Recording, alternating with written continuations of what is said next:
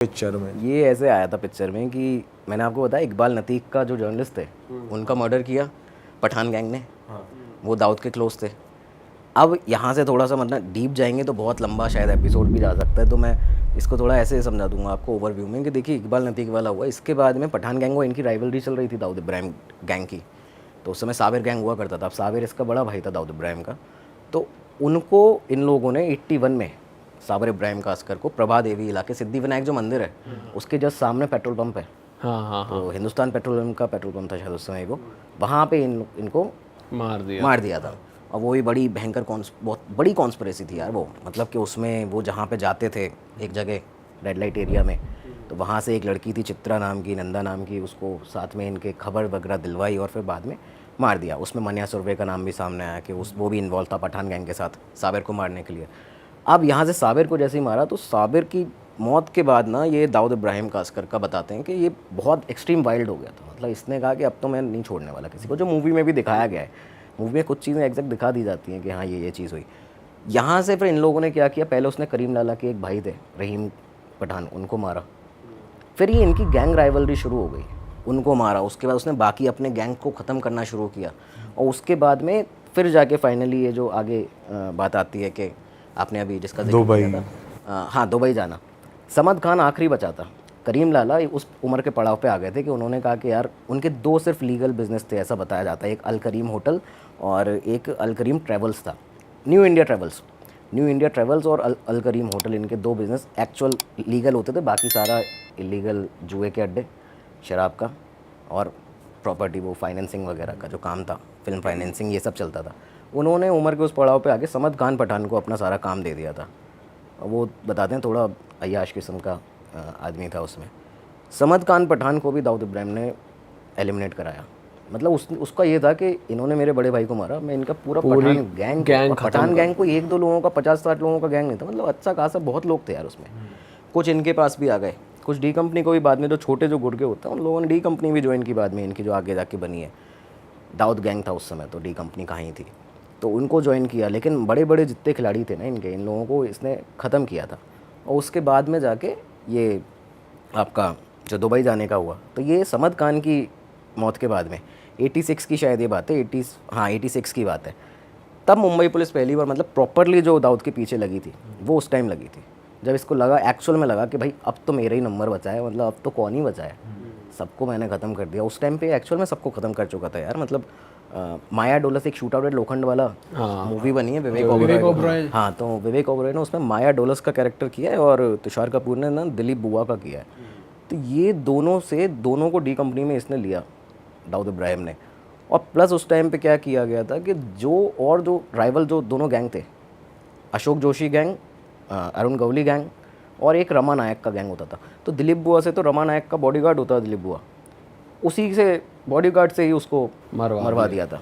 और वही बताया गया था कि भाई तुमको डी कंपनी में जगह देंगे और पैसा देंगे। बाद में आगे जाके मुंबई पुलिस ने भारत का मतलब पहला डे लाइट एनकाउंटर था शूट आउट लोखंड वाला जो था, मतलब बहुत ही ऐसा शूट आउट था वो कि 465 राउंड फायर हुई थे। 3.5 घंटे में 465 राउंड फायर, 125 पुलिस वाले, और इन 5 लोगों को मारने के लिए 5 लोगों का गैंग होता था इधर स्वाति बिल्डिंग में, लोखंड वाला कॉम्प्लेक्स में। तो इनको मारने के लिए पहुंचे थे। लेकिन उसमें भी ना, उसमें खैर वो बहुत लंबा हो जाएगा। कोई ऐसी चीज़ है जो मूवी में नहीं दिखी या मूवी में यार ये नहीं देखा, मैं बताता हूँ आपको। मूवी में, हाँ ये बड़ा सही पूछा आपने, मूवी में ना एक चीज़ नहीं दिखी। 5 लोगों को मारने पहुंचे थे, बॉडीज रिकवर हुई थी 7। अच्छा, हाँ, एक बॉडी थी वार्डन की, यरवाड़ा जेल के, पुणे में यरवाड़ा जेल का वार्डन था।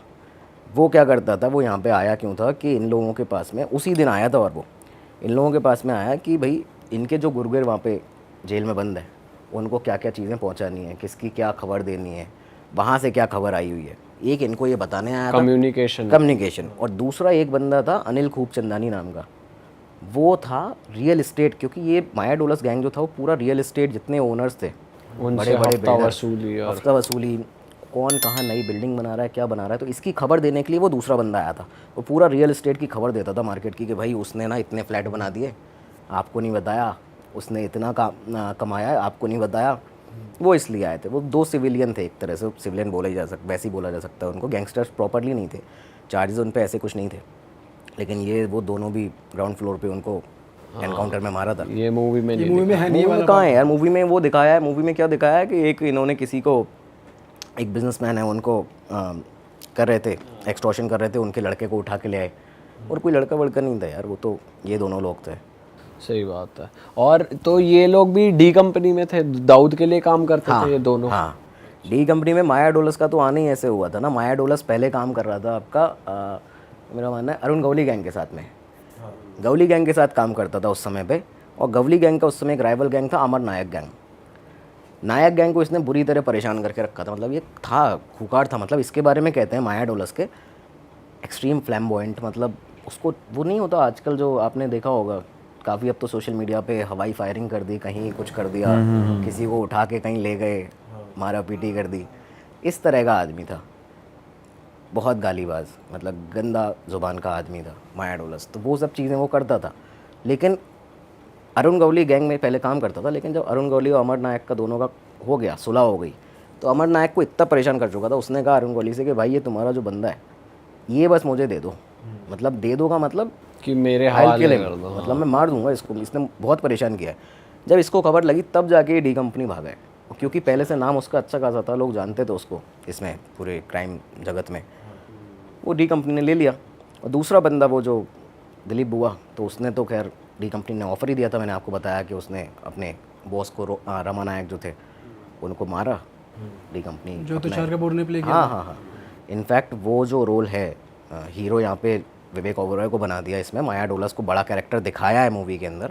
एक्चुअल में बताते हैं कि दिलीप बुआ ऐसा था कि छोटा राजन उसको मतलब बहुत ज़्यादा मानता था, मतलब उसके जैसा शार्प शूटर अभी तक डी कंपनी में नहीं हुआ, ऐसा बताया जाता है, ये कहा जाता है। इनफैक्ट अफाक जो इसाक बागवन थे, ये जो आपके शूट आउट लोखंड वाला जिन्होंने किया था, जो पूरा लीड कर रहे थे, पुलिस ऑफिसर, हाँ पुलिस ऑफिसर जो थे, तो उन्होंने, उनका स्टेटमेंट है ये, उस समय पे एक डॉक्यूमेंट्री काइंड ऑफ शूट हुआ था इस पे, डॉक्यूमेंट्री तो नहीं कहेंगे उसको, एक न्यूज़ चैनल था, उसने यूट्यूब के उस शुरुआती दौर में एकदम इसको निकाला था, तो वो उसमें कहते हुए नज़र आ रहे हैं कि भाई जब हम ये शूट आउट कर रहे थे तो उस समय दुबई से लगातार फ़ोन आ रहे थे, फ़ोन तो सारे के सारे कंट्रोल में थे इनके पुलिस वालों के, तो वहाँ से छोटा राजन का फ़ोन था, वो लगातार कह रहा था कि इसको बचा लेना दिलीप बुआ को, इसको तो कुछ नहीं हुआ, बुआ को बचा लो, बाकी चले जाए, ये नहीं जाना चाहिए।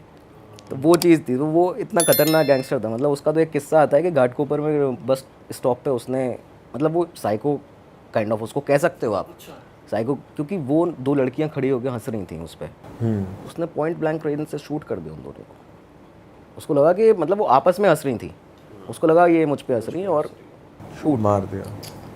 इस तरह के लोग हुआ करते थे, इनको बड़ा हीरोइक पर्सनालिटी में दिखा दिया जाता है ना मूवीज़ में, वो बड़ा गलत है। मन्या सुरभि को आपने दिखाया मूवी के अंदर, ठीक है, लेकिन मन्या सुरभि के बारे में एग्जैक्ट वो चीज़ बताई, नो डाउट वो जो शख्स था बीएससी केमिस्ट्री 78% से पास आउट था, ठीक है, अम्बेडकर कॉलेज मुंबई, लेकिन उसके जो बड़े भाई थे सुरभि, जिनका क्या नाम था उनका, जो बड़े भाई थे, तो उनके साथ में क्या था कि वो थोड़ी सी एक्टिविटीज़ में इनमें थे, इसके चलते बार बार इसको ना कॉलेज टाइम से ही ले जाया जाता था पुलिस के द्वारा कि भाई बड़े भाई कहाँ हैं तेरे, बता, मतलब वो कहाँ पे हैं, मारा पीटा जाता था। तो वो बंदा उस टाइम से ही थोड़ा पुलिस से ना, एक नहीं होता कि गुस्सा है अंदर कि भाई मेरा तो कुछ है भी नहीं इसमें, तुम मेरे को क्यों ले जा रहे हो, तो वो चीज़ थी। लेकिन इसके बड़े भाई ने एक व्यापारी की ना 50,000 रुपये करीबन किसी चीज़ के लिए हत्या कर दी थी मार मार के, और उस मौका वारदात के ऊपर ये मौजूद था उधर, इसने मारा नहीं था, जो चीज़ बताई जाती है कि मारा नहीं उसने मन्या सुरभि ने कभी भी, मनोहर अर्जुन सुरभि नाम था उसका, तो उसने कभी मारा नहीं, और भार्गव सुरभि हाँ बड़े भाई थे, तो उन्होंने, लेकिन वो जो उस व्यापारी को मारा था तो सारे एरिया के व्यापारियों ने फिर वो कर दिया था अनशन, एक तरह से कि प्रोटेस्ट के भाई इसको पकड़ो, दोनों को पकड़ो, दोनों वहाँ पे मौजूद थे, तब जाके इसको वहाँ पे वो एक अमोलकर करके पुलिस वाले होते थे, मूवी में भी एक कैरेक्टर दिखाया है, एक पुलिस वाले को बाद में बहुत परेशान करता है उसको जाके, तो ये ले गए उसको, उसके ऊपर धाराएं लगीं, फिर जेल में रहा, लेकिन जेल से फिर वो कुछ और ही बन के बाहर निकला था, मतलब 2 बार तो उसने अटैम्प्ट किए जेल से भागने के, हर बार भूख हड़ताल पे बैठ जाना, तबीयत ख़राब कर लेना, जेल से जैसी पुलिस हॉस्पिटल ले जाएगी, पहले पुणे के यड़वाड़ा जेल के पास में जो वहाँ हॉस्पिटल है, उसके बाद में ससून हॉस्पिटल, तो वहाँ पे ले जाया गया, हर बार ये लोग वहाँ से भागे, पहली बार में भागा, बाद में पुलिस ने कुछ सालों के बाद में मुंबई आ गया था, पकड़ लिया, लेकिन दूसरी बार में फिर इसने जब पकड़ा गया, सेम टू सेम यही प्लान। और जो इसके साथ के लोग थे, एक मूवी में भी जो तुषार कपूर का इसमें भी कैरेक्टर दिखाया गया है, जिसको ये बस पे आके बचाता है। हाँ, वो जो कैरेक्टर बड़ा दिखाया हुआ है, तो वो कुछ शख्स का शायद सेम ही नाम था जो इसमें तुषार कपूर का नाम है, मुस्लिम शख्स था वो, तो उसने भी यहाँ पे यही चीज़ की। वो इसके साथ हमेशा स्टार्टिंग से रहा और इसको छुड़ाने में भी उसी का। अरे वाह, आपने ये वीडियो यहाँ तक देख ली भाई, तुमने हमारी मेहनत सफल कर दिया, तुम ही लोग हो असली रियल हिट। और अगर आपको बहुत मज़ा आ रहा है ऐसी क्लिप्स में, ऐसी वीडियोस में, तो फटाफट जाइए प्लेलिस्ट पे बिंज वॉच कीजिए और सारी वीडियोस देख डालो और मौज काटो। That is it. हम मिलेंगे नए पॉडकास्ट में, नए क्लिप में। Till then bye bye, see you, take care, do subscribe.